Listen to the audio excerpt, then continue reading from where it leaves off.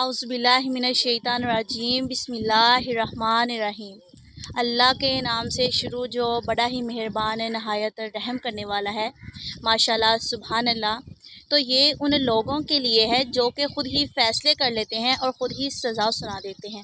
حالانکہ ہمارا رب جس نے ہمیں پیدا کیا ہے، دونوں جہانوں کا مالک، ٹھیک ہے، ہمارا پروردگار، اللہ پاک نے ہم پر ایک کتاب نازل کی ہے، ٹھیک ہے، اس کا نام ہے قرآن مجید۔ ماشاءاللہ، سبحان اللہ۔ اور اس میں ہر مسئلے کا حل لکھا ہے، ٹھیک ہے۔ اور یہاں پہ لوگ کیا کرتے ہیں کہ خود ہی سب کچھ کر لیتے ہیں، فیصلے بھی کر لیتے ہیں، سزا بھی دے دیتے ہیں۔ حالانکہ ایسا بالکل بھی نہیں کرنا چاہیے، کیونکہ ہمارے رب نے قرآن مجید میں لکھا ہے کہ ہر انسان کو موقع دینا چاہیے، کیونکہ ہمارا رب ہمیں خود موقع دیتا ہے۔ جب ہم غلطی کرتے ہیں، ہم اپنے رب کے سامنے رجوع کرتے ہیں کہ اللہ پاک ہم سے غلطی ہو گئی ہے، ہمیں معاف کر دے، ہم آئندہ اس غلطی کو دوبارہ رپیٹ نہیں کریں گے، تو ہمارا رب ہمیں معاف کر دیتا ہے، ہمارے گناہوں کو بخش دیتا ہے، ٹھیک ہے۔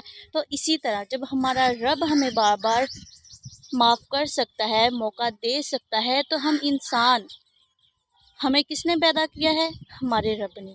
تو ہم اس بات پر عمل کیوں نہیں کر سکتے؟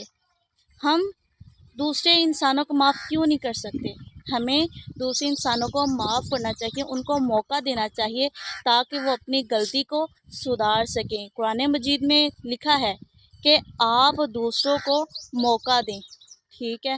اور اللہ پاک نے کہا ہے کہ جو بندہ دوسرے شخص کو معافی دے گا، معاف کر دے گا، وہ سب سے بہتر ہے، ٹھیک ہے۔ تو میں امید کرتی ہوں آپ سے کہ آپ میری بات کو سمجھ گئے ہوں گے اور اس پر عمل کریں گے۔